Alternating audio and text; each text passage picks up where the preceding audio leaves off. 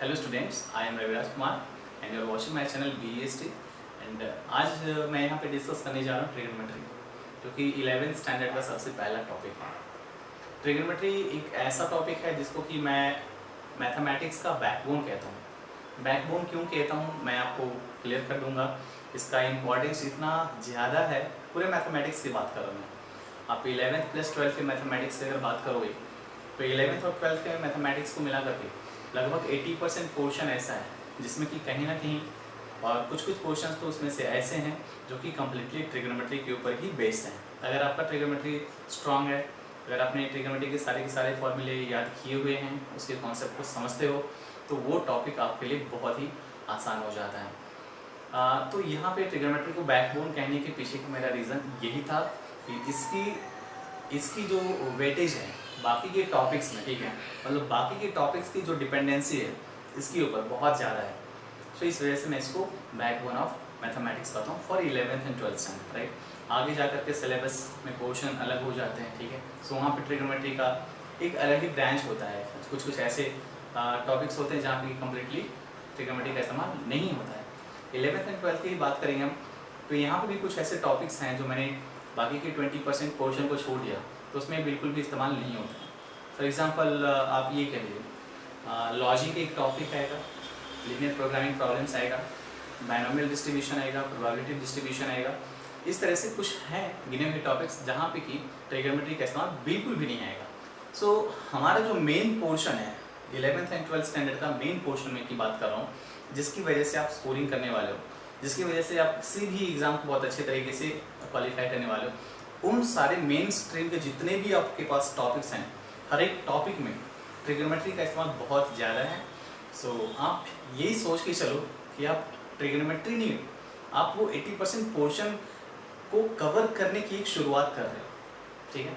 सो अगर आप वो 80% पोर्शन बहुत अच्छे तरीके से कर रहे हैं तो कोई भी आप एग्ज़ाम ले लीजिए।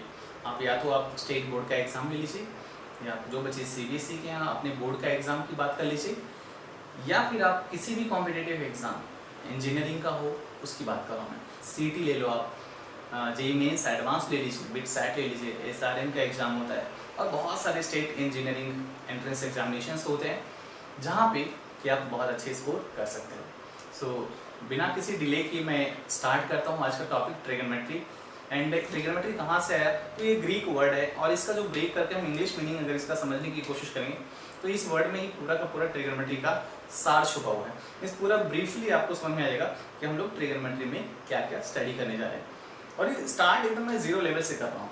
मैं ये मान के चल रहा हूँ कि आप जितने भी व्यूवर्स हो, आप लोगों को अभी मैं एकदम 0 लेवल से लेकर के चल रहा हूँ, इसलिए मैं ये मान के चल रहा हूँ कि किसी को भी कुछ भी इसका बेसिक नहीं आता है, ठीक है। इसलिए मैं एकदम 0 लेवल से स्टार्ट कर रहा हूँ ताकि हर एक बच्चे का कॉन्सेप्ट क्लियर हो जाए एंड बहुत अच्छे तरीके से इसका एप्लीकेशन फर्दर किसी भी टॉपिक में वो कर सकते हैं, ठीक है। सो सबसे पहले मैं आता हूँ ट्रिग्नोमेट्री वर्ड के एक्सप्लेनेशन के पीछे कि ट्रिग्नोमेट्री वर्ड कहाँ से आया और इसका मीनिंग क्या है, ठीक है। सो सबसे पहले मैं आता हूँ इस वर्ड के ऊपर, ट्रिग्नोमेट्री, राइट। सो ट्रिग्नोमेट्री जैसा कि मैंने बोला, this is a Greek word. कैसा वर्ड है भाई? This is a Greek word. And trigonometry का मतलब होता है ट्रायगोन प्लस मेट्रॉन, ठीक है। तो ये दो वर्ड से मिलकर के बना हुआ है ट्रायगोन प्लस मेट्रॉन। सो ट्रायगोन भी आप देखोगे तो try plus, this is try plus gone, ठीक। सो ये भी दो शब्दों का एक कॉम्बिनेशन है। ट्राई प्लस गॉन का कॉम्बिनेशन ट्रायगोन है, और ट्राई का मतलब होता है 3 एंड गॉन का मतलब होता है साइड्स, ठीक है। एंड मेट्रॉन इस होता है मेजरमेंट, राइट, मेजरमेंट। सो अगर आप इस ट्रिग्नोमेट्री को ब्रेक करके समझ रहे हो, ठीक है, इस वर्ड की बात कर रहा हूँ मैं, अगर ट्रिग्नोमेट्री वर्ड को आप ब्रेक करके सोचोगे, ठीक है, तो क्या आएगा भाई? सबसे पहले तो बोलिएगा define trigonometry. So what is trigonometry? तो देखो, ट्रिग्नोमेट्री आप कहाँ पढ़ रहे हो? मैथमेटिक्स में पढ़ रहे हो, ठीक है। तो सबसे पहले बोलना है it is a branch of mathematics, है कि नहीं? क्योंकि मैथमेटिक्स में पढ़ रहे हैं तो it is a branch of mathematics, right. So it is a branch of mathematics in which you study about the measurements of sides of a triangle, ठीक है, all the sides of a triangle, that is called as trigonometry. So इसी word को मैंने break किया, और यहाँ पे हमारे पास 3 वर्ड का एक कॉम्बिनेशन मिला। सो ये 3 वर्ड के कॉम्बिनेशन को मैंने एक स्टेटमेंट में डाल दिया। It is a branch of mathematics in which we study about the measurements of all the sides of a triangle, that is called as trigonometry. So three sides मतलब क्या होगा, ट्राइंगल होगा, राइट है। Three sides होता है मतलब क्या होता है, उसको ट्राइंगल कहते हैं। So this topic is completely related with triangle. मतलब ट्रिगोनोमेट्री में हम लोग सिर्फ कोई भी फिगर आएगा तो हम लोग ट्राइंगल के बारे में सोच करके बात करेंगे। मान लीजिए आपके पास एक क्वाड्रिलेटरल आ गया, क्वाड्रिलेटरल में बोल रहा है कि ट्रिगोनोमेट्रिक फंक्शंस का एप्लीकेशन करना है। सो वहाँ पे हम क्या करेंगे, उस क्वाड्रिलेटरल को पहले हम लोग ट्राइंगल में कन्वर्ट करेंगे, फिर उसके बारे में हम सोचेंगे कि किस तरीके से यहाँ पे ट्रिगोनोमेट्रिक फंक्शंस का एप्लीकेशन किया जा सकता है, ठीक है। सो नाउ देखिए, बचपन से आप पढ़ते आ रहे हो, ठीक है। आई थिंक ये फोर्थ फिफ्थ स्टैंडर्ड से स्टार्ट हो जाता है भाई। ट्राइंगल मतलब तीन साइड्स, ठीक है, उसमें तीन एंगल्स। एंड आपको ये भी पता होगा, ठीक है, कि अगर मान लीजिए इक्विलैटरल ट्रायंगल की बात कर रहा हूँ, ठीक है। सो इक्विलैटरल ट्रायंगल मतलब क्या, एक ऐसा ट्रायंगल जिसके कि तीनों की तीनों साइड्स सेम है एंड तीनों के एंगल्स सेम है। आप कुछ भी कह लीजिए, या तो तीनों साइड सेम कह लीजिए या तीनों एंगल सेम कह लीजिए, ऑटोमेटिकली दूसरा सेम हो जाता है, राइट है। सो अगर मैं यहाँ पे आपसे पूछता हूँ व्हाट इज एन एंगल, है ना, एंगल क्या होता है। सो अभी तक हम लोग क्या होता है कि हम पढ़ते आते हैं ट्रायंगल मतलब तीन एंगल, क्वाड्रिलेटरल में 4 एंगल्स होते हैं, ठीक है, पेंटागन में 5 एंगल्स होते हैं। But what is an angle कभी हमने ये नहीं सोचा है, ठीक है। एंड उसी तरीके से एक और सवाल मैं पूछ रहा हूँ, एंड हर एक जितने भी सवाल आपसे पूछे जा रहे हैं, हर एक सवाल का जवाब आपको by the end of the lecture मिल जाएगा if you don't know, right. So ध्यान से देखते रहिएगा एंड ध्यान से समझते रहिए, एक एक वर्ड को, एक एक स्टेटमेंट को, एक एक लाइन को, और एक एक जो भी चीज़ें यहाँ पे लिखी है उसको समझते रहिए। कहीं कोई प्रॉब्लम आया तो बाद में आप उस चीज़ को कमेंट बॉक्स में आकर के आप पूछ सकते हैं, यहाँ पे डाउट रहेगा, या फिर you can WhatsApp me personally your doubt, तो हम वहाँ पे भी डिस्कस कर सकते हैं, ठीक है। सो यहाँ पे एंगल्स एंड साइड्स, राइट, तीन ट्रायंगल मतलब तीन एंगल हो गया या तीन साइड है ना, तो उसकी बात करते हैं। But what is an angle we don't know, right है, till now we don't know. दूसरा क्वेश्चन मेरा ये था कि जैसे हमने इक्विलैटरल ट्रायंगल की बात की, राइट, तो हमने कहा कि all the angles are same, तो हम उसको कहेंगे इक्विलैटरल ट्रायंगल। एंड मेजरमेंट की अगर मैं बात करूँ कि उसका मेजरमेंट क्या होता है, सो सारे बच्चों को मालूम है कि 60 डिग्री होता है ना। हर एक एंगल का मेजरमेंट अगर 60 डिग्री हो जाएगा तो हम लोग उसको कहेंगे equilateral triangle. But one question is what is a degree. 60 degree बोल तो दिया, राइट, होता क्या है 90 डिग्री। राइट एंगल की बात करेंगे आप तो बोलेंगे 90 डिग्री होता है, right angle means 90 degree, right. So ये डिग्री क्या होता है एंड ये एंगल क्या होता है, हम लोग यहाँ पे अभी सीखने जा रहे हैं। पहले एंगल के बारे में सीखेंगे, फिर उसके बाद हम लोग बात करेंगे कि डिग्री क्या होता है, ठीक, हम उसके ऊपर भी आएंगे एंड उसके बारे में भी डिस्कस करेंगे। सो सबसे पहले मैं आपको एंगल के बारे में बताने जा रहा हूँ कि एंगल होता क्या, ठीक है। So definition is written over here, it is a measure of rotation. What is angle, it is nothing but just measure of rotation, कि किसके रिस्पेक्ट में, तो हम कंप्लीटली देख लेते हैं। It is a measure of rotation of a given रे about a fix point, ठीक है। कोई एक फिक्स पॉइंट लिया अभी, तो उसके अबाउट किसी रे का rotation, right, the rotation of any ray about a fix point is called as an angle. So यहाँ से यहाँ तक ये जो चीज हुआ इसको हम क्या कहते हैं, इसको कहते हैं रोटेशन, ठीक है। ये रोटेशन हो, किसका रोटेशन हुआ, सो इनिशियल रे का। सो जो हमने लाइन लिया है ना, जो हमने रे लिया है, जो हमारे पास रे दिया हुआ है ऑफ अ गिवन रे, यहाँ पे जो है ना गिवन रे, दिस रे is called as initial ray and the fix point, this fixed point is called as vertex, right. This fixed point about which this initial ray is rotating is called as vertex and after rotation, after a particular rotation, देखिए आप जितना चाहें उतना ले सकते हैं। कोई बच्चा सोचेगा मैं छोटा से लेता हूँ चलेगा, कोई बोलेगा और ज़्यादा लेना है तो चलो भाई आप इसको यहाँ पे लेके आ जाइए, ठीक है। तो रोटेशन डिपेंड करता है कि आप कितना मेजर करना चाहते हो, ठीक है। सो हमने यहाँ पे ये इसका नाम मैं OA कह लेता हूँ और इसको OB कह लेता हूँ। सो OA को हमने नाम दिया इनिशियल साइड या इनिशियल रे कहते हैं and after rotation OA will acquire new position OB, right, and this रे इज कॉल्ड एज टर्मिनल रे और टर्मिनल साइड, ठीक है। सो यहाँ पे तीन नया चीज आपने सीखा, क्या, OA is called as initial ray, the point about which this initial ray is rotating is called as vertex and the final position of the initial ray after rotation with the respect to vertex is called as, what is called as, it is called as terminal ray या final ray भी कई बार हम लोग कह देते हैं उसको, ठीक है। टर्मिनल या फाइनल रे एक ही चीज होगा, ठीक है। सो यहाँ पे तीन ऐसे सीखा, initial ray and terminal ray and vertex and ये जो रोटेशन हुआ, this rotation is called as what, angle, इसको हम एंगल कहते हैं।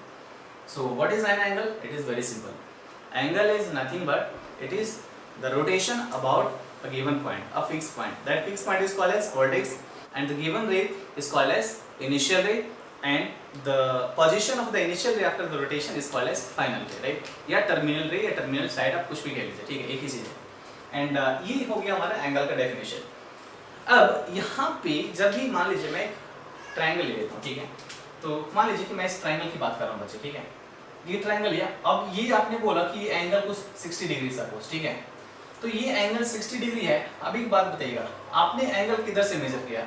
सो ये इस तरीके से मेजर किया या फिर आपने इस तरीके से मेजर किया, किधर से मेजर किया? तो यहाँ पे हम लोग यहाँ पे ध्यान नहीं देते हैं, ठीक है। अब तक हमने जस्ट मेजर किया था भाई कि कोई भी ट्रायंगल लिया तो ये एंगल 60 डिग्री, मतलब कैसे भी ले लो ये एंगल 60 डिग्री है ना, ये बाउंडेड एंगल 60 डिग्री है, खत्म बात, राइट।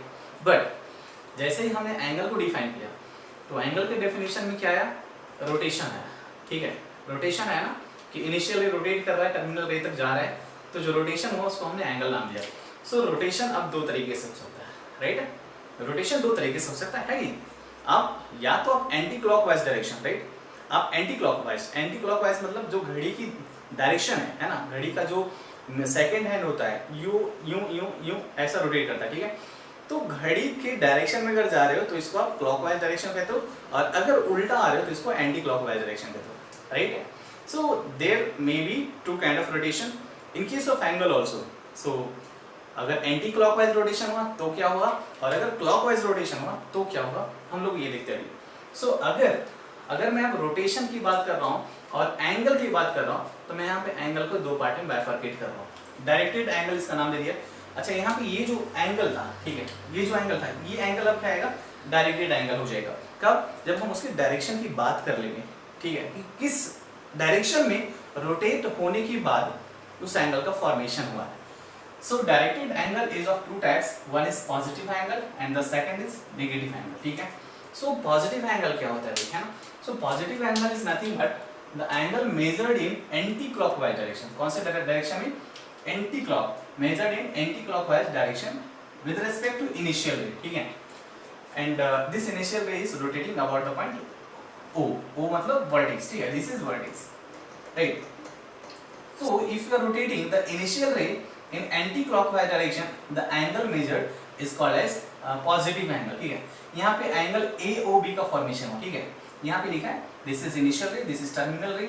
अच्छा, ये जो रोटेशन हो इसको हम कहते हैं anti clockwise rotation of initial ray, ठीक है। सो anti clockwise rotation of initial रे हुआ मतलब कि कुछ अमाउंट रोटेट किया है। कितना अमाउंट? तो मैंने इसको कह लिया थीटा, ठीक है, एक नोटेशन लिया इस एंगल को दिखाने के लिए, theta. So angle AOB is theta, but here this theta is going to be positive. क्यों? क्योंकि इसके डेफिनेशन के हिसाब से, ठीक है। देखिए, कुछ चीजें हम बेसिक लेके चलते हैं, एंड ये बहुत ही बेसिक है, एकदम जीरो लेवल की बात कर रहे हैं हम लोग, कि जब एंगल डिफाइन किया है तो एंगल दो तरह के हो सकता है, पॉजिटिव हो सकता है या नेगेटिव हो सकता है, ठीक है। जैसे आप रियल नंबर लाइन के बारे में देखते होंगे, है ना भाई, कि आप नंबर लाइन पे ये अगर जीरो ले रहे हैं तो राइट साइड पे जाएंगे तो पॉजिटिव नंबर आएगा, लेफ्ट साइड पे आएंगे तो निगेटिव नंबर आएगा, ठीक है। उसी तरीके से अगर आप एंटी क्लॉकवाइज डायरेक्शन में जा रहे हो तो कौन सा एंगल? Positive angle. अगर इसी को मैं क्लॉकवाइज डायरेक्शन में कर रहा हूँ, ठीक है, सो निगेटिव एंगल प्रोड्यूस होगा वहाँ पे। What is negative angle? Angle measured in clockwise direction with respect to initial ray, है ना। सो इनिशियल रे OA लिया है यहाँ पे, and this point O is again same vertex ही कहलाएगा अभी भी, ठीक है, चेंज कभी नहीं होगा, है ना। सो ये वर्टेक्स एंड इनिशियल रे का रोटेशन कहाँ पे हो रहा है भाई? तो इनिशियल रे का रोटेशन क्लॉकवाइज डायरेक्शन में हो रहा है, ठीक है, किसके अबाउट? तो वर्टेक्स के about. So measured in clockwise direction with respect to initial ray. So ये जो रोटेशन हुआ अभी यहाँ पे, इसको हम कहेंगे clockwise rotation of initial ray, and this angle is again denoted by theta. हमने इसको फिर से थीटा से डिनोट कर लिया, बट यहाँ पे डिफरेंस क्या होगा? एंगल AOB अभी भी देखिएगा, यहाँ पे भी एंगल AOB था, यहाँ पे भी एंगल AOB है। सो एंगल AOB, बट यहाँ पे क्या होगा कि थीटा लेस देन 0 होगा। क्यों? क्योंकि बाय द डेफिनेशन, फिर से ये बेस है कि क्लॉकवाइज रोटेशन जब भी आप लेंगे, ठीक है, क्लॉकवाइज रोटेशन जब भी लेंगे तो एंगल नेगेटिव आप मेजर करोगे, ठीक है।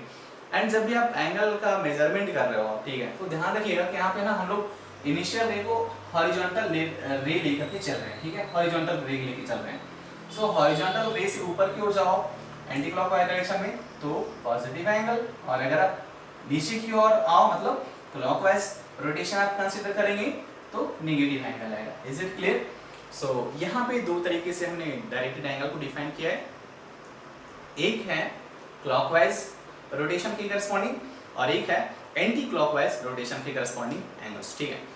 सो एंटी क्लॉकवाइज रोटेशन मतलब ये वाला है ना, इस तरीके से ऐसा रोटेट कर रहा है, so this is positive, right. And if you are talking about clockwise rotation, यहाँ से नीचे की हो जाएगा, this is negative, right. So anti clockwise is positive and clockwise is negative. So यहाँ पे दो तरह के हमने डायरेक्टेड एंगल्स देख लिए, positive angle and negative angle. So इस वजह से हमने इसको डायरेक्टेड एंगल नाम दिया। किस डायरेक्शन में जा रहा है so उसके हिसाब से उसका वैल्यू लिया जाएगा, वैल्यू नहीं उसके हिसाब से उसका साइन लिया जाएगा। सो पॉजिटिव एंगल, नेगेटिव एंगल ध्यान रखेंगे, डायरेक्टेड एंगल्स के अंदर आते हैं एंड किस डायरेक्शन में जाएगा तो क्या उसका साइन होगा, ये बहुत क्लियर हो गया होगा आपका। नाउ यहाँ पे कुछ एग्जांपल्स है, जैसे 30 डिग्री लिया है, सो 30 डिग्री। अब इनिशियल रे कौन सा है अभी समझने की कोशिश करो आप। अभी इनिशियल रे कौन सा है, फाइनल रे कौन सा है, टर्मिनल रे कौन सा है, ये एरो से पता चल जाएगा। जैसे यहाँ पे देखिएगा कि ये एरो कहाँ से कहाँ जा रहा है, सो OA से लेके OB तक जा रहा है, ठीक है। सो ये जहाँ पे स्टार्टिंग हुआ है इसका, ये हमेशा इनिशियल रे रहा होगा, एंड जहाँ पे जाकर के टर्मिनेट हुआ है ये टर्मिनल रे रहा होगा भाई, है कि नहीं, राइट। तो ये कॉमन सेंस है, आपको ये क्लियर हो जाएगा खुद से ही कि कहाँ से इनिशिएट हो रहा है that is initial ray and कहाँ पे टर्मिनेट हो रहा है दैट इज टर्मिनल रे, क्लियर। सिमिलरली यहाँ पे देखिएगा, सो दिस इज इनिशियल रे। वैसे भी आपको भी पता है कि हॉरिजॉन्टल अभी हम फिलहाल के लिए हॉरिजॉन्टल लाइन के रिस्पेक्ट में, रे के रिस्पेक्ट में हम लोग एंगल मेजर कर रहे हैं। अगर कल को मान लीजिए कि अगर कल को ऐसा बोल दिया भाई है ना कि ऐसा है, हॉरिजॉन्टल रे नहीं है, ठीक है, कोई भी इंक्लाइंड रे है हॉरिजॉन्टल से, एंड इस तरीके से मेजर किया है और यहाँ पे इसको इनिशियल रे कह दिया है, ठीक है, इस तरीके से लिया है, ठीक है, और ये हमारा क्या, ये हो गया हमारा टर्मिनल रे, करेक्ट है। सो यहाँ पे जो थीटा रहेगा ये लेस देन 0 रहेगा, नेगेटिव रहेगा, क्यों, क्योंकि ये वाला कौन सा डायरेक्शन हो गया बेटा आपका, ये हो गया आपका क्लॉकवाइज डायरेक्शन हो गया, राइट। अब देखो ना क्लॉकवाइज डायरेक्शन। सो यहाँ पे हम लोग स्टैंडर्डाइजेशन थोड़ा सा इसका लेकर के चल रहे हैं कि हॉरिजॉन्टल रे के रिस्पेक्ट में ले रहे हैं, लेकिन कल को अगर इंक्लाइंड रे भी आ गया तो बस कॉन्सेप्ट ध्यान रखिएगा कि मेजरमेंट किस डायरेक्शन में किया जा रहा है, ठीक है, क्लॉकवाइज डायरेक्शन में किया जा रहा है या एंटी क्लॉकवाइज डायरेक्शन में किया जा रहा है। सो उसके हिसाब से आप उसका वैल्यू क्या आ गया, नेगेटिव या पॉजिटिव साइन पुट अप करोगे, राइट। सो कॉन्सेप्ट ध्यान रखेंगे, anti clockwise direction positive, clockwise direction negative. The initial ray can be horizontal, it can not be horizontal, कोई भी केस हो सकता है। देखिए सबसे इंपॉर्टेंट होता है कॉन्सेप्ट को समझ के रखना। अभी जो कॉन्सेप्ट आपको मैंने हॉरिजॉन्टल रे के रेस्पेक्ट में लिया है, अभी यहाँ पे दिखा दिया कि मैंने इंक्लाइंड रे लिया, तो वहाँ पे अगर कॉन्सेप्ट आपका ध्यान में है आपको तो आप गलती नहीं करोगे। अगर कॉन्सेप्ट ध्यान में नहीं रहा तो मिस्टेक होने के चांसेस वहाँ पे आते हैं, ठीक है, हमेशा आता है। और ये एक बेसिक सा टॉपिक ले रहा हूँ, तो कोई भी टॉपिक कहीं पे भी चाहे आप इतने हायर लेवल पे भी आप आ जाओ, हमेशा कॉन्सेप्ट से जुड़े रहो। कॉन्सेप्ट क्या कह रहा था, जो कॉन्सेप्ट कह रहा था वही करूंगा मैं, ठीक है। ऐसा नहीं कि मैं याद कर ले रहा हूँ, याद नहीं करना है, बिल्कुल समझ के लेना है, ठीक है, समझ के ले लीजिए आप कि किस डायरेक्शन में जा रहे हैं तो क्या मेजरमेंट हुआ। तो यहाँ पे ये इनिशियल रे फाइनल रे अगर नहीं मेंशन किया रहा तो पहचाना सीख गया, करेक्ट। कहाँ से रे इनिशिएट हो रहा है, इनिशियल रे, यहाँ पे ये इनिशियल रे हो गया तुम्हारा और ये टर्मिनल रे हो गया, यहाँ पे ये इनिशियल रे हो गया और ये टर्मिनल रे हो गया। सो यहाँ पे clockwise direction, so this is negative minus 60 degree, right? So this is all about directed angles, ठीक है। Now we are going to learn about the degree measurement, ठीक है। अभी जैसे मैंने एक सवाल आपसे पूछा था कि इक्विलैटरल ट्रायंगल में आपसे सवाल किया गया, इक्विलैटरल ट्रायंगल में हर एक एंगल का मेजरमेंट क्या होता है, इसे 60 डिग्री, तो डिग्री क्या होता है ना। अब सवाल ये है कि अभी अब तक हम लोग पढ़ते आए हैं ना, धड़ल्ले से पढ़ते आते हैं। किसी ने पूछा राइट एंगल क्या होता है बेटा, सर एक एंगल 90 डिग्री होता है उसको राइट एंगल कहते हैं, ठीक है। एक्यूट एंगल क्या होता है, सो लेस देन 90 डिग्री होता है उसको एक्यूट एंगल कहते हैं, राइट।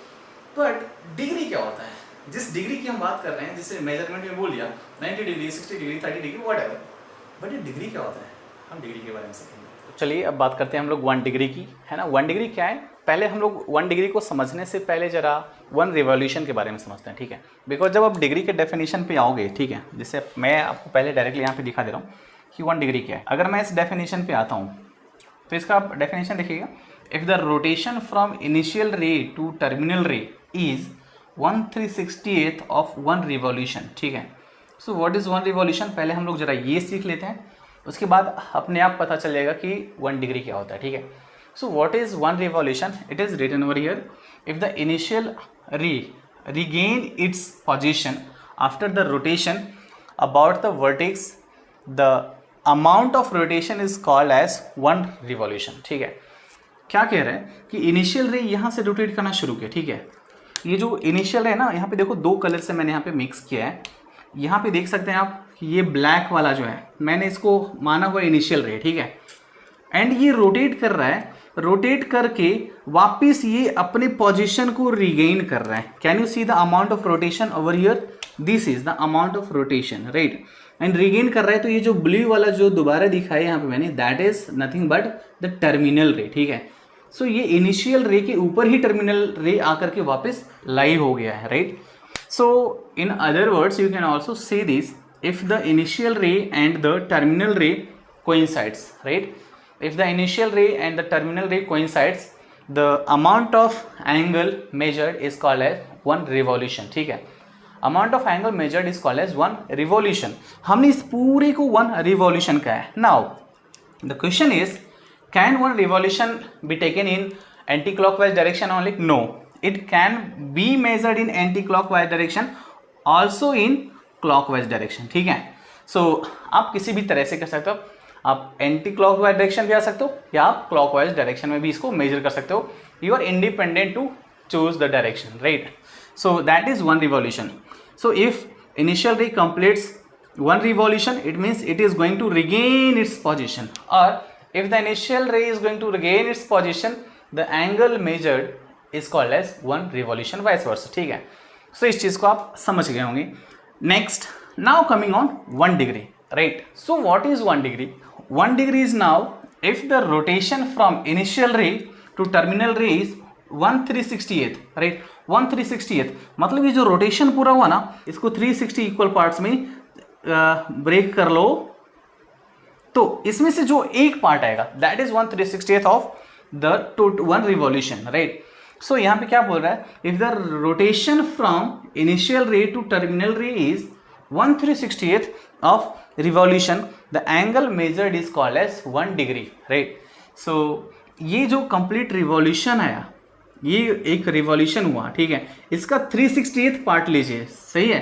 जैसे मान लीजिए, अच्छा इसका एक और डेफिनेशन, उसके बाद ज़्यादा क्लियर हो जाएगा। एक और डेफिनेशन मैंने यहाँ पे इस तरीके से लिख दिया है कि the angle measured at the centre of a circle, the angle measured at the centre of a circle by an arc of length equal to 360th part of the circumference of the circle. मतलब यही चीज़ बोला है मैंने वहाँ पे भी कि कोई सर्कल ले लीजिए, ठीक है। ये सर्कल अगर आपने लिया है तो ध्यान रखिएगा कि अगर मान लीजिए कि ये इनिशियल रे लिया आपने, ठीक है। सो ये इनिशियल रे, तो ये कंप्लीट करके वापस यहीं पे आ रहा है, ठीक है। सो टर्मिनल रे भी आपका यहीं पे आ रहा है। सो इनिशियल रे का पोजीशन एंड टर्मिनल रे का पोजीशन सेम हो गया। सो ये कंप्लीट 1 रिवॉल्यूशन हो गया। अब बोल रहा है 1/360th ऑफ, मतलब इसको 360 इक्वल पार्ट में हमने जब डिवाइड किया, ठीक है। सो एक पार्ट, राइट, इसका एक पार्ट, जो पहला पार्ट यहाँ पे है, ये जो एंगल बनेगा यहाँ पे, that is called as 1 degree, right. So आप या तो इसे समझ लीजिए या तो आप इसे समझ लीजिए, ठीक है, दोनों एक ही है, right. The rotation from initial ray to terminal ray that is equal to 1/360th of the 1 revolution, that is called as 1 degree, or the angle measured at the center of a circle by an arc of length equal to 360th part of the circumference of the circle। देखिए तरीके अलग है, content same है, ठीक है। क्यों भाई, यहाँ पे मैंने बोला रिवॉल्यूशन का वो 360th पार्ट और वहाँ बोल रहा हूँ सर्कमफेरेंस का 360th पार्ट। तो जब आपने 1 रिवॉल्यूशन कंप्लीट किया है ना, मतलब सर्कमफेरेंस ही तो बन गया, राइट है। सो इसका 360 पार्ट मैंने इक्वल डिवाइड किया एंड एक पार्ट जो एंगल बना रहा है यहाँ पे, उसको हम कहेंगे 1 डिग्री। अच्छा सर, मैं सिर्फ यही वाला 1 डिग्री ले सकता हूँ क्या? नहीं, अगर आप चाहें तो कोई भी 2 कंसेक्यूटिव पार्ट ले लीजिए, ठीक है। सपोज मैं इस पार्टीशन की और इस पार्टीशन की बात कर रहा हूँ तो ये 1 डिग्री। नेक्स्ट मैं इसकी बात कर रहा हूँ और इसकी बात कर रहा हूँ तो ये भी 1 डिग्री, राइट। आगे भी इस तरीके से अगर आप इसको और आगे बढ़ाएंगे तो कहीं पे भी आप कंसेक्यूटिवली कोई भी 2 के बीच का ले लीजिए तो ये 1 डिग्री रहेगा, ये 1 डिग्री रहेगा, है ना। ये इस तरीके से बहुत सारे आपको पार्ट्स मिलेंगे। टोटल कितने पार्ट्स मिलेंगे? 360 पार्ट मिलेंगे, राइट, क्योंकि हमने 360 पार्ट में डिवाइड किया है और हर एक पार्ट जो एंगल सेंटर पे सबटेंड कर रहा है उसको हमने 1 डिग्री का नाम दिया है। तो अब यहाँ से एक बात बताइएगा, बचपन से अब तक मतलब जहाँ से आपने डिग्री वगैरह के बारे में पढ़ना शुरू किया है, ठीक है, यही सीखते आए हो ना कि the angle measured at the centre of a circle is 360 degree, but वो कहाँ से आया मालूम नहीं है ना। हमने अभी यहाँ तक बताया नहीं है आपको, ठीक है, कि 360 डिग्री होता है, लेकिन अब यहाँ पे ये चीज़ क्रिस्टल क्लियर हो चुका है कि क्यों होता है। When we talk about the angle measured at the center of circle, that is equal to 360 degree, and why it is 360 degree, it is very clear now, because 360 equal part में divide किया and every part is of 1 degree, so the entire angle is of 360 degree, right? So one revolution की जब बात करेगा, ठीक है, कोई बोलेगा 1 revolution, ठीक है, 1 revolution, so 1 revolution मतलब क्या, 360 डिग्री, ठीक है, सो वो 360 डिग्री हो जाएगा पूरा एंगल, करेक्ट है। नाउ अभी हमने डिफाइन कर लिया डिग्री के बारे में। अब क्या होता है कि डिग्री का जो ये वैल्यू आया, ठीक है, अब इसको क्या किया जा रहा है कि ये जो वैल्यू यहाँ से इस आर्क की अगर मैं बात कर लूँ तो इस आर्क को वापस 60 इक्वल पार्ट्स में डिवाइड किया जा रहा है, जो कि बहुत ही छोटा आएगा। प्रैक्टिकली आप उसको यहाँ पे नेकेड आई से नहीं देख सकते हो, जस्ट इमेजिन करो कि 1 डिग्री जो आया हमने फर्दर उसको 60 इक्वल पार्ट में डिवाइड किया, ठीक है, and each part is called as 1 minute. So यहाँ पे नोट में लिखा है further 1 degree is divided in 60 equal parts and each part is called as 1 minute, right, each part is called as 1 minute and that is 1 degree is divided in 60 minutes, so 1 degree is equals to 60 minutes. And इसके लिए notation क्या भाई, तो 1 के ऊपर एक dash मार लीजिए ना, ये 1 मिनट हो जाता है। और डिग्री नोटेशन यहाँ पे लिखा है, it is denoted as 1 raise to एक छोटा सा 0 डालना है सब सिर्फ आपको, ठीक है, 0 डालना है, that is the notation for degree, 1 degree, right. So अगर 60 डिग्री की बात करेंगे तो 60 के ऊपर डिग्री, ये सारा चीज़ लिखना तो आप जानते ही हो, है ना। अब यहाँ से दोबारा आपने सीखा कि किस तरीके से इसको इंट्रोड्यूस किया गया यहाँ पे। सो एक्चुअली बहुत सारी चीज़ें आप यहाँ पे ऐसे फाइंड आउट करोगे जो पहले से सीखते आ रहे हो, लेकिन उसके पीछे का कारण आपने कभी ढूंढा नहीं, है ना, क्यों होता है ऐसा, राइट, है ना। सो बहुत सारी चीज़ें आपको धीरे धीरे आप आगे बढ़ो, जब कोई भी नया टॉपिक शुरू होगा तो आपको पता चलेगा कि अरे ये तो पता पढ़ तो रहे थे हम, बट इसका बेस क्या था, ये कहाँ से आया था, क्यों आया था, उसके पीछे का कारण कभी ना तो आपने पूछा होगा ना तो कभी आपको बताया गया होगा। तो यहाँ से एक एक करके आपको मैथमेटिक्स का असली जो कहते हैं ना भाई मज़ा है, वो 11th एंड 12th के मैथमेटिक्स में ही है। एंड 11th एंड 12th का मैथमेटिक्स बहुत ही बेसिक होता है आगे के मैथमेटिक्स के लिए। सो यहाँ पे हर एक चीज़, हर एक कॉन्सेप्ट को तोड़ के समझाया जाएगा आपको, एकदम क्रिस्टल क्लियर तरीके से यहाँ पे समझाया जाएगा। एंड अगर आपने 11th एंड 12th के पूरे मैथमेटिक्स को ध्यान से सीखा समझा तो सही बता रहा हूँ मैथमेटिक्स आपका फेवरेट सब्जेक्ट बन जाएगा, इतना इंटरेस्टिंग है ये, राइट। सो फर्दर 1 डिग्री को आपने डिवाइड किया 60 इक्वल पार्ट में एंड हर एक पार्ट को हमने कह दिया 1 मिनट, राइट। एंड मिनट का नोटेशन यहाँ लिखा है, so 1 degree 60 minute. Further 1 minute भी तो कोई एक एंगल होगा, है ना। अब 1 मिनट जो आया फिर से 1 मिनट को वापस डिवाइड किया 60 इक्वल पार्ट में, तो अभी जो इक्वल पार्ट आएगा, हर एक पार्ट आएगा, each part is called as 1 second, ठीक है। एंड नोटेशन इसके लिए 1 के ऊपर आप डबल डैश मान लीजिए, ठीक है। So this is 1 second, right. So 1 minute is equals to 60 seconds and 1 degree. तो यहाँ से आप एक और कंक्लूजन कर सकते हैं कि भाई आप डिग्री को आपने मिनट में लिखा है, ठीक है, 1 डिग्री को आपने 60 मिनट लिख लिया क्योंकि 60 इक्वल पार्ट में डिवाइड किया था, एंड 1 मिनट को 60 इक्वल पार्ट में डिवाइड किया तो 60 सेकेंड्स कह लिया, राइट। तो क्या मैं डिग्री को सेकेंड में कन्वर्ट कर सकता हूँ डायरेक्ट, हम लोग इसके बारे में बात कर रहे हैं। सो 1 डिग्री को आपने 60 मिनट लिखा, राइट। सो 60 मिनट को मतलब 60 मिनट मतलब क्या, कलेक्शन ऑफ 60 मिनट्स, मतलब 1 मिनट 1 मिनट 1 मिनट ऐसा 60 मिनट, तो वही लिख लिया 60 इंटू 1 मिनट, राइट। बात वही है, 1 मिनट 60 टाइम्स ऐड करिए या 60 इंटू 1 मिनट लिख लीजिए, वही चीज़ है। तो 60 इंटू 1 मिनट एंड अब 1 मिनट क्या है बच्चे, so 1 minute is equals to 60 seconds. So यहाँ पे 60 सेकेंड्स रख लिया, सो 60 इंटू 60 क्या हो जाएगा 3600 seconds. So 1 degree is equals to 3600 seconds होता है, राइट।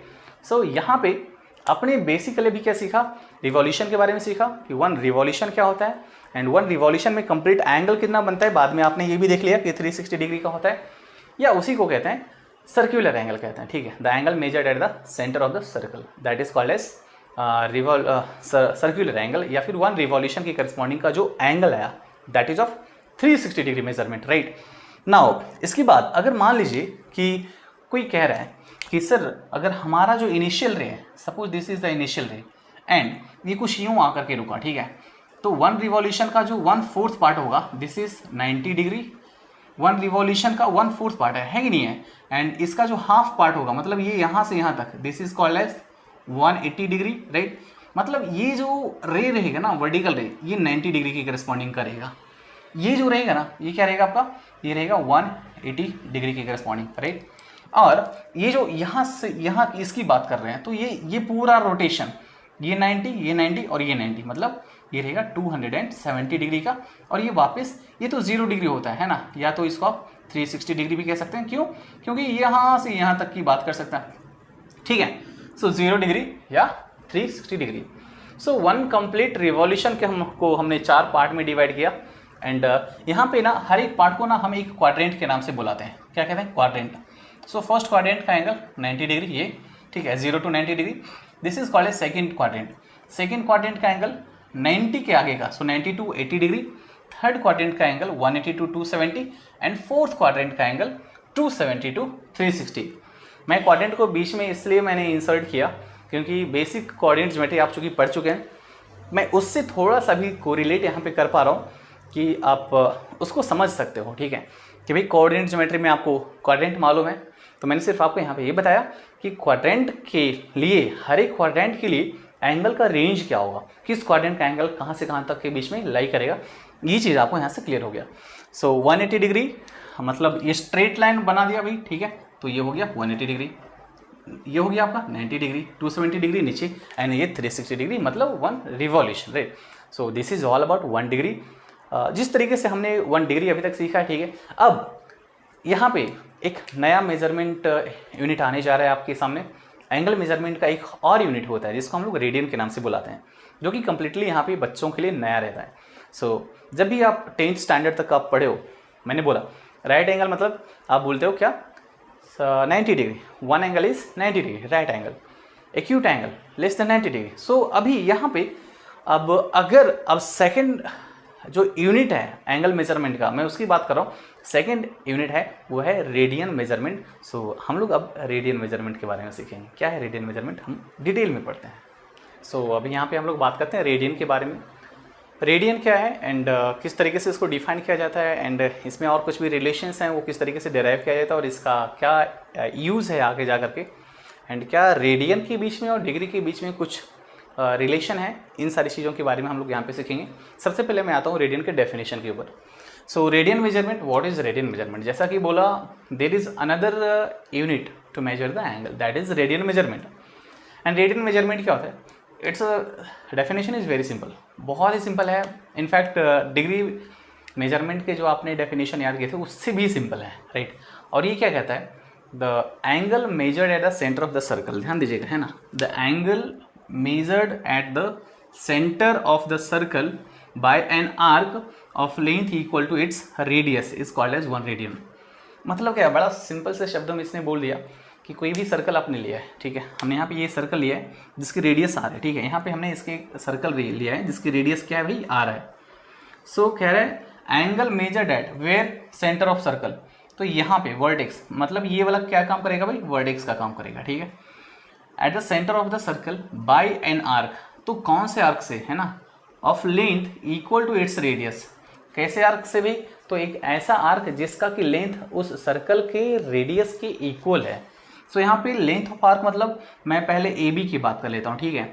मैं length of arc A B की बात करता हूँ, तो ये जो आर्क लेंथ है ये आर के इक्वल होना चाहिए, ठीक है। यहाँ पे ये लिखा हुआ है, ठीक है। ए बी लेंथ किसकी इक्वल, आर के इक्वल अगर रहेगा, और ये आर क्या है, ये आर ही रेडियस ऑफ दिस सर्कल है भाई, ठीक है। तो ये जो एंगल बनेगा यहाँ पे सबटेंड होगा, this angle is called as 1 radian. And इसके लिए नोटेशन हम लोग इस्तेमाल करते हैं 1 का पावर एक छोटा सा c लिखना है आपको, ठीक है। 1 रेज टू c, ठीक है, small c, that is notation for 1 radian, right. So radius के इक्वल अगर लेंथ आप ले रहे हो, राइट, रेडियस के इक्वल अगर आप लेंथ ले रहे हो किसका, आर्क का, वो आर्क जो एंगल सबटेंड करेगा सेंटर पे, that is called as 1 radian. Is it clear? फिर से बोल रहा हूँ, तोड़ तोड़ के समझिएगा, है ना, वर्ड टू वर्ड, एकदम पॉइंट टू पॉइंट समझो यार, ठीक है। The angle, what is radian measurement? It is nothing but it is just another method to measure the angle, right. So unit, second unit of angle measurement. So इसको define कैसे किया हमने, ऐसा word to word break करके समझ गया। The angle measured at the centre of the circle. कहाँ पे एंगल मेजर किया, सर्कल। जब हम रेडियन की बात करेंगे तो सर्कल दिमाग में तुरंत आना चाहिए, ठीक है, एक फ्लैश होना चाहिए, एक सर्कल बना हमारे दिमाग में, ठीक है। एंड एंगल कहाँ बनेगा, तो सेंटर ऑफ द सर्कल पे, right. So angle measured at the centre of the circle. अब एंगल कौन मेजर करेगा, सो आर्क बनाएगा एंगल, है कि नहीं। जैसे आप एंगल बना रहे हो तो एंगल कौन बनाएगा सर्कल के, किसमें, आर्क बनाएगा। सो उस आर्क की लेंथ अगर रेडियस ऑफ सर्कल के इक्वल हो गया तो एंगल जो बनेगा वो कहलाएगा 1 रेडियन, राइट। दोबारा, ठीक है, शुरुआत में बहुत तकलीफ होती है भाई, है ना, 2 बार 4 बार शायद आपको ऐसे पढ़ के, है ना, बाद में समझ में आएगा, अच्छा ये था क्या, ये तो बहुत ही सिंपल है। तो ऐसा होता है, मैं फिर से रिपीट कर रहा हूँ। The angle measured at the centre of the circle, बोला जैसे रेडियन आया दिमाग में एक सर्कल फ्लैश होना चाहिए। एंड एंगल की बात की तो एंगल सर्कल में कहाँ पे बनेगा, सर्कमफ्रेंस पे बनेगा, नहीं, बीच में कहीं बनेगा, नहीं, कहाँ बनेगा, सेंटर पे बनेगा। So angle measured at the centre of the circle, angle कौन बनाता है, arc, by an arc of length equals to radius of the circle, ठीक है। जो जितने रेडियस का आपने सर्कल लिया है, यहाँ पे आर रेडियस का सर्कल लिया है, तो इसी लेंथ का आर्क, ठीक है, जो एंगल सेंटर पे बनाएगा उसको हम लोग 1 रेडियन कहेंगे, करेक्ट है। अब यहाँ पे आगे आइएगा जरा सा, मैं इसके नीचे यहाँ पे आता हूँ, ठीक है। तो ये हमने जो मेजरमेंट लिया बच्चे, है ना, ये एंटी क्लॉकवाइज मेजरमेंट था, ठीक है, एंटी क्लॉकवाइज मेजरमेंट था। अभी यहाँ पे इस पॉइंट का नाम मैंने बी दिया, तो यहाँ पे मैं बी डैश कह लेता हूँ, ठीक है। सो यहाँ पे ए से मैं बी डैश की ओर आ रहा हूँ, मतलब ये कौन सा मेजरमेंट है, सो क्लॉकवाइज मेजरमेंट है। एंड ये जो ए बी डैश का लेंथ ले रहा हूँ मैं भी, ये इसको रेडियस के इक्वल ही लेता हूँ, तो फिर से ये जो एंगल बनेगा ये वापस 1 रेडियन ही बनेगा, लेकिन इसका साइन जो रहेगा नेगेटिव रहेगा, because the rotation is happening in clockwise direction, revolution is happening in clockwise direction, right. So clockwise direction जैसे है नेगेटिव साइन तुरंत आ जाएगा, क्लियर। अच्छा, अभी यहाँ बोला मैंने 1 रेडियन डिफाइन कर लिया। So 1 radian arc of length radius है, arc of length equal to its radius. अगर मान लीजिए कि रेडियस के इक्वल नहीं हुआ, ठीक है, रेडियस के इक्वल नहीं हुआ आर्क लेंथ, तो क्या होगा उस सिचुएशन में, क्या करेंगे, यहाँ पे आएगा, जरा से यहाँ पे देखिएगा ध्यान से। अभी यहाँ पे क्या किया मैंने, एक सर्कल फिर से लिया है, जो कि मैं रेडियन की बात कर रहा हूँ, तो सर्कल मैंने फिर से लिया है, और इस सर्कल का रेडियस जो है वो 2 यूनिट लिया है। दिस इज ओ ए, है ना, और ये है 2 यूनिट, है ना। हर एक जो भी आप देख रहे हो ये सब रेडियस ही है ना। सो ये 2 यूनिट का है।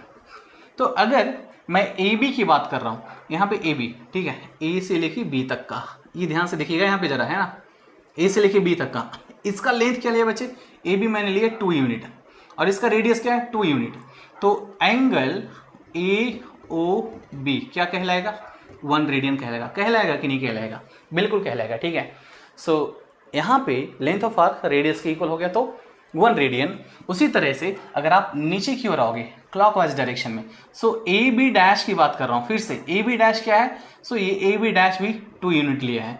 So angle A O B dash क्या होगा, समझ तो गए होंगे, निगेटिव हो जाएगा खाली, ठीक है। अच्छा, अब इसके आगे बढ़ेंगे हम लोग, अगली बात करेंगे हम लोग।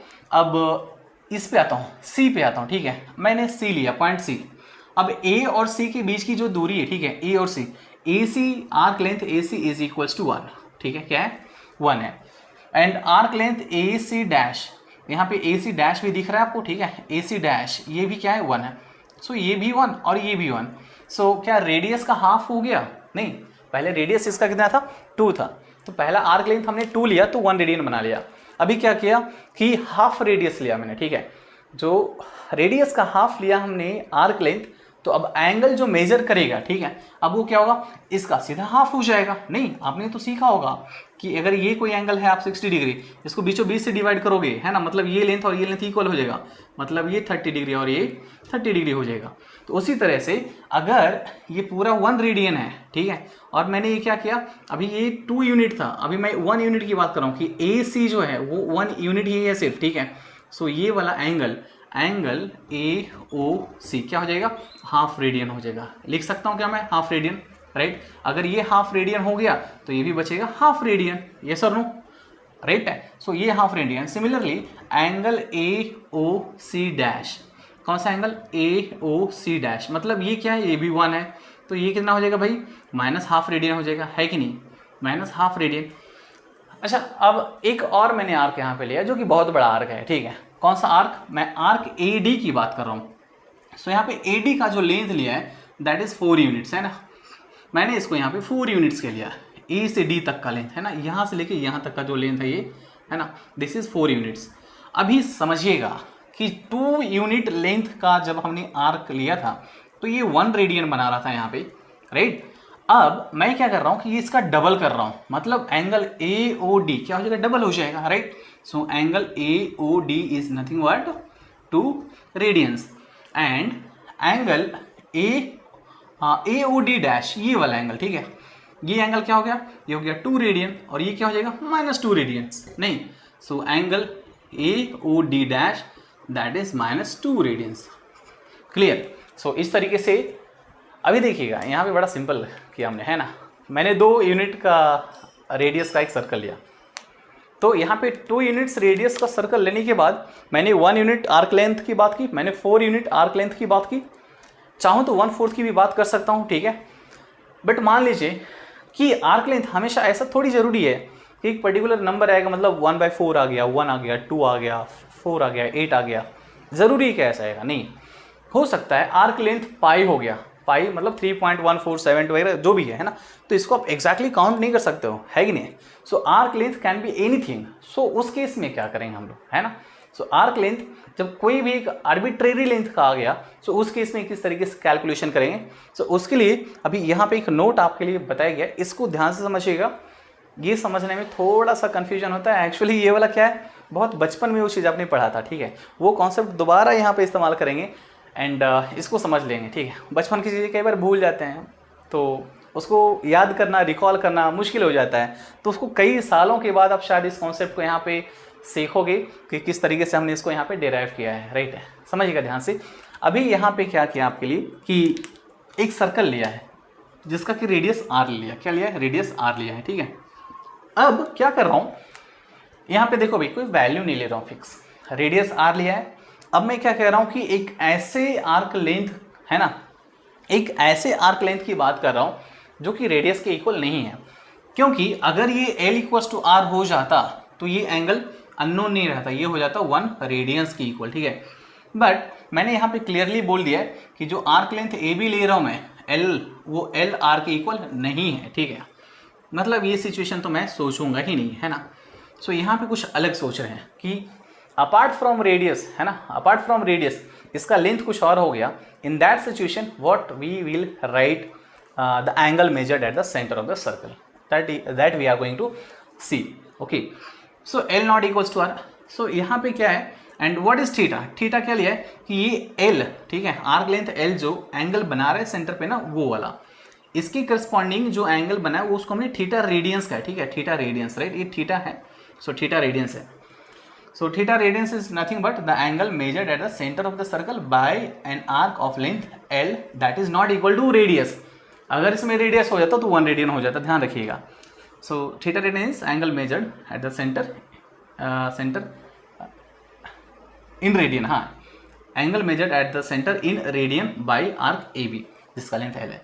अब देखिएगा यहाँ पे शुरुआत से मैंने आपको यहाँ पे एक्सप्लेन करने की कोशिश की है, लेंथ ऑफ आर्क रेडियस, है ना, लेंथ ऑफ आर्क रेडियस अगर लेंगे तो ये एंगल कितना बनाएगा, 1 रेडियन का बनेगा ना, डेफिनेशन से।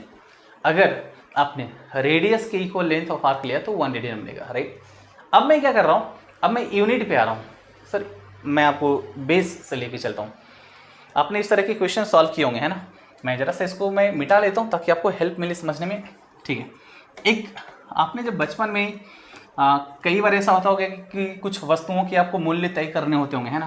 Means you have to evaluate the cost of some number of items, then how you calculate this. जैसे बोल दिया you have if 4 pens cost ऐसा है 20 रुपीज़, ओके, 20 रुपीज़, देन, है ना, देन पूछ दिया तुमसे द कॉस्ट ऑफ 13 पेन्स कितना आएगा भाई, है ना, बताइए क्या होगा।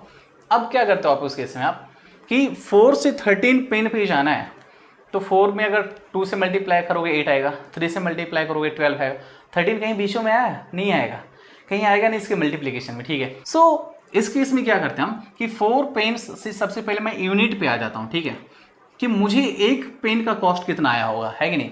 अगर 4 पेन का कॉस्ट है ना 20 रुपीज़ है तो 1 पेन का cost 20/4 rupees, yes or no, ऐसे ही तो कैलकुलेट करते हैं, है कि नहीं, करेक्ट है ना।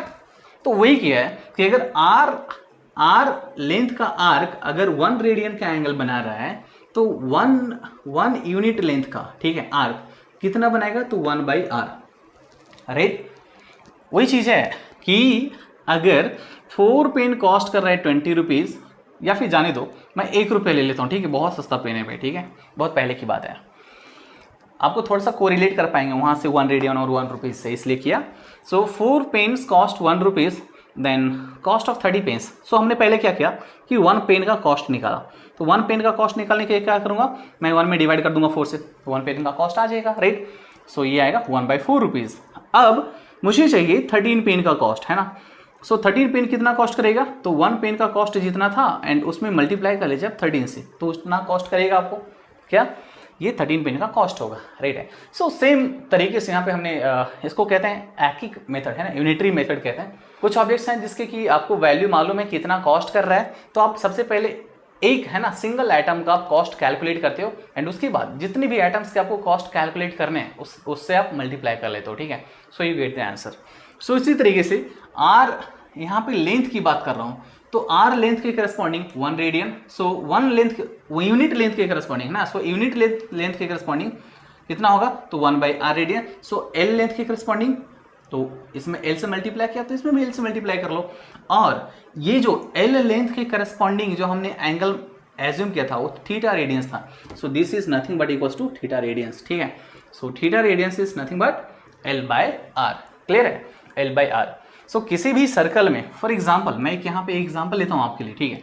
अभी जैसे यहाँ पे ये बात कर लिया कि ये 2 यूनिट का है ना एक सर्कल लेता, 2 यूनिट्स हैं, ठीक है, और ये वाला क्या है वो हाफ लिया मैंने, ठीक है, AC की बात कर रहा हूँ। सो ये हाफ यूनिट का मैंने आर्क लेंथ लिया, तो बोल रही है एंगल बताओ थीटा, तो थीटा बड़ा सिंपल है सर, l/r कर लीजिए, तो ये l है आपका और ये r है आपका, ठीक है।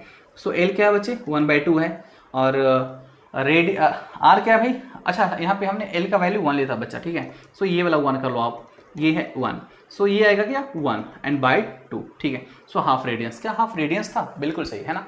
सो इन जनरल आपके पास कोई भी किसी भी वैल्यू का आपके पास सर्कल आ गया, ठीक है, किसी भी वैल्यू मतलब किसी भी वैल्यू की रेडियस का सर्कल आ गया, कल को सपोज ये एक बड़ा सा सर्कल लिया हमने एंड इस सर्कल का यूनिट रेडियस मैंने 5 यूनिट ले लिया, और बोल रहा है कि आर्क ऑफ लेंथ है ना 12 यूनिट्स, इसको मैंने 12 यूनिट्स कह लिया, और ये रेडियन बताओ, है ना, ये मेजरमेंट बताओ कि ये क्या होगा रेडियंस में, ठीक है।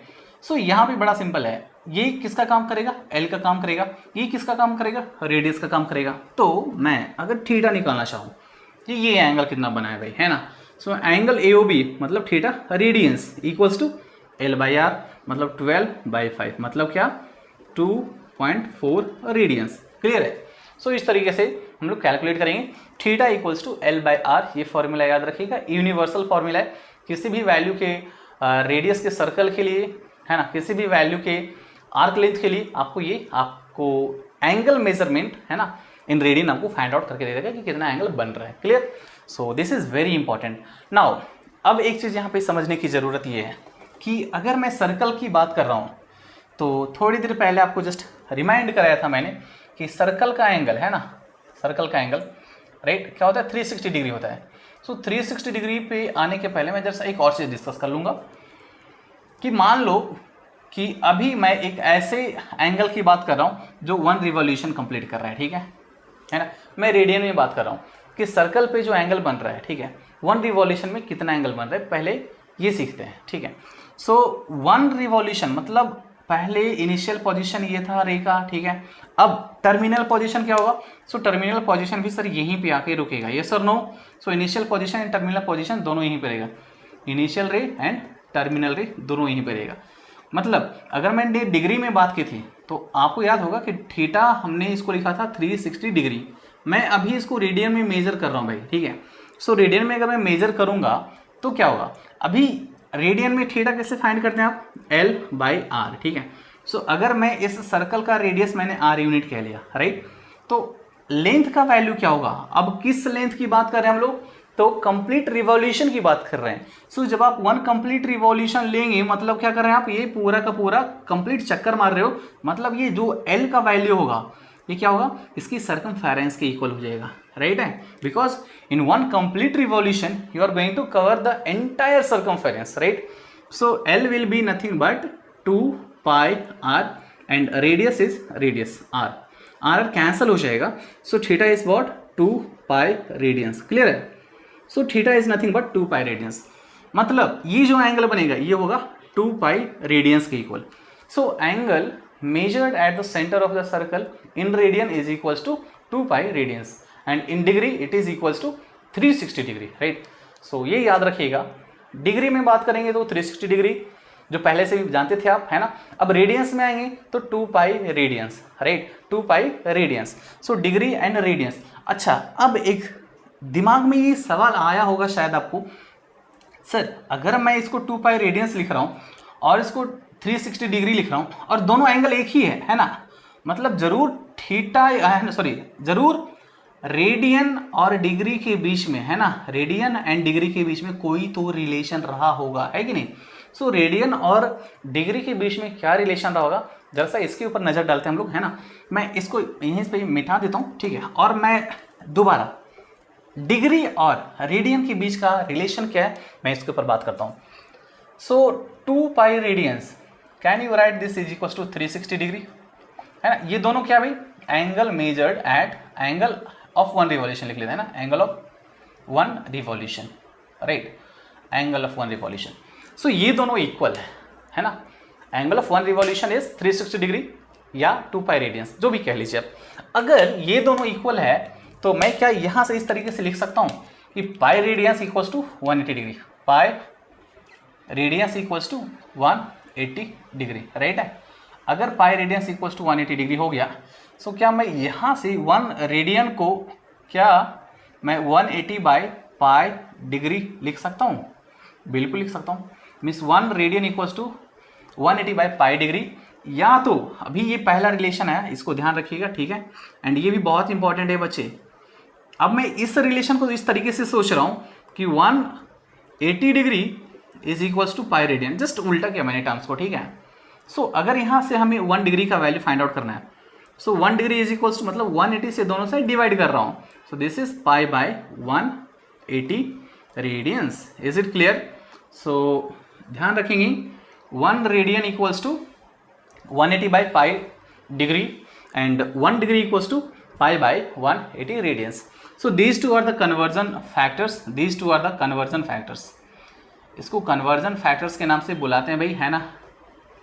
जब यूनिट्स को आपस में, है ना, फ्लिप करना हो, मतलब डिग्री से आपको रेडियन में जाना है या फिर रेडियन से आपको डिग्री में जाना है, तो दो तरह के यहाँ पे कन्वर्जन होंगे। 1 degree equals to pi by 180 radian, या 1 radian equals to pi by 180 by pi degree, ठीक है। सो ये दोनों ध्यान रखेंगे, बहुत ही इंपॉर्टेंट है एंड बहुत जगहों पे इस्तेमाल होगा एंड ये आपके लिए एक आदत सी बन जानी चाहिए भाई, है ना। जब भी आपसे पूछा गया 1 रेडियन सर 180 बाई पाई, ठीक है, डिग्री, राइट, तो ये क्लियर होना चाहिए तुरंत। एंड अच्छा, अब यहाँ से दोबारा मैं आता हूँ, पाई रेडियन को क्या लिखा आपने? 180 डिग्री लिखा, तो क्या मैं पाई बाई 2 रेडियन को 90 डिग्री लिख सकता हूँ क्या? बिल्कुल लिख सकते हैं भाई, है कि नहीं। पाई बाई 2 रेडियन मतलब 90 डिग्री। अगर इसका हाफ मैंने फिर से किया, सोचो आप, ठीक है, इसका हाफ फिर से किया मैंने, तो पाई बाई 4 रेडियंस आएगा आपके पास, yes or no. So pi by 4 radians को आप क्या लिखेंगे? सो इसका हाफ कर लीजिए, मतलब 45 डिग्री, राइट है। अच्छा, अभी इधर मैंने 3 से डिवाइड किया, सो पाई बाई 3 रेडियंस, ये किसके इक्वल आएगा? तो इधर भी 3 से डिवाइड करना पड़ेगा, तो 60 डिग्री के इक्वल आएगा, राइट है। अभी अगर मैं इसमें 6 से डिवाइड कर रहा हूँ, सो पाई बाई 6 रेडियंस, ये किसके इक्वल आएगा? तो इधर 6 से डिवाइड कर लो आप, तो ये आएगा 30 डिग्री के इक्वल आएगा, राइट है। सो इस तरह से कुछ स्टैंडर्ड एंगल्स जो हैं 0 डिग्री किसके इक्वल आएगा? 0 रेडियन के इक्वल आएगा, है ना, क्योंकि कुछ मेजर ही नहीं किया आपने, तो 0 डिग्री लिखो या 0 रेडियन लिखो, आप एक ही चीज़ है ना। एंड 0 डिग्री या 0 रेडियन किसी भी यूनिट में लिखिए आप, 0 ही होगा भाई, ठीक है, वो कभी आगे नहीं जाने वाला है, ठीक है। सो 0 डिग्री इक्वल्स टू 0 रेडियन। जब हम मेजरमेंट की बात करते हैं ना, तो यूनिट कन्वर्जन जब भी होगा, आप 0 से ऊपर उठ के आओ या फिर 0 से नीचे जाओ, पॉजिटिव या नेगेटिव, 0 पे तो 0 रहेगा, हर एक वैल्यू 0 हो जाएगा, वहाँ पे लैप्स हो जाता है, ठीक है। सो यहाँ पे हमने कन्वर्जन फैक्टर्स देख लिया। सो कुछ स्टैंडर्ड एंगल्स हैं 0, 30, 45, 60, 90। 0 मतलब 0 डिग्री या रेडियन, 30 डिग्री मतलब π/6 रेडियंस, 45 डिग्री मतलब π/4 रेडियंस, 60 डिग्री मतलब π/3 रेडियंस एंड 90 डिग्री मतलब π/2 रेडियंस एंड पाई रेडियंस मतलब 180 डिग्री, ठीक है। सो ये सारी चीज़ें आप याद रखिएगा and this is all about degree and radian measurement and the relation between degree and radians, ठीक है। So this was the first lecture and हम लोग कंटिन्यू करेंगे आगे भी। नेक्स्ट लेक्चर में आपको इसके ऊपर प्रॉब्लम सॉल्विंग दिखाया जाएगा। सो सारे लेक्चर्स को देखते रहिए, समझते रहिए एंड कोई भी लेक्चर आपका मिस नहीं होना चाहिए। अगर मिस हो रहा है तो आप दोबारा उसको रिकैप करके देखिए, मतलब वापस चैनल पे जाइए एंड दोबारा देख लीजिए। कभी भी कोई लेक्चर मिस नहीं करना है गलती से भी, क्योंकि अगर गलती से आपने एक लेक्चर मिस किया तो वो लिंक कहीं ना कहीं ब्रेक हो जाएगा, और जब एक बार लिंक ब्रेक हो गया फिर आप उस चेन में कभी आप रहोगे ही नहीं बन के, ठीक है। सो वो चेन टूट जाएगा एक बार तो आपको सारे के सारे कॉन्सेप्ट्स आगे के जो भी रहेंगे, प्रॉब्लम सॉल्विंग जो भी रहेगा, उसमें बहुत ही प्रॉब्लम आएगा। So every lecture is very important. आज मैंने सिर्फ कॉन्सेप्ट एक्सप्लेनेशन किया है आप लोगों के लिए एंड नेक्स्ट लेक्चर में आऊँगा फिर से हम लोग डिस्कस करेंगे इसके ऊपर प्रॉब्लम सॉल्विंग्स एंड अच्छे क्वेश्चंस करेंगे हम लोग, कुछ है ना, बेसिक है, बहुत ही बेसिक है, समझिएगा ध्यान से एकदम।